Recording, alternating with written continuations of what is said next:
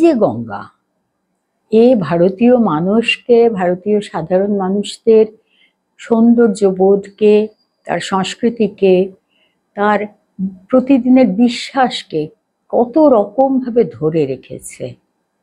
আজও পারিবারিক কোনো শুভ কাজে, সামাজিক কোনো শুভ কাজে ভারতবর্ষের প্রধান নদীদের নাম ধরে ধরে ডাকা হয়।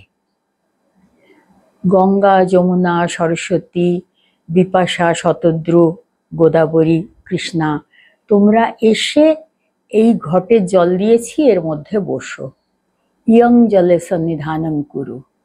ঠিক যেরকম মানুষ আত্মীয় স্বজনকে ডাকে, ঘনিষ্ঠ বন্ধুদের ডাকে, ঠিক সেরকম করে আমার ছেলের বিয়ে দিচ্ছি, আবার মেয়ের সন্তান জন্মাচ্ছে, কেউ মৃত্যুর পথে যাচ্ছে, প্রতি মুহূর্তে আমাদের গঙ্গার সঙ্গে সম্পর্ক।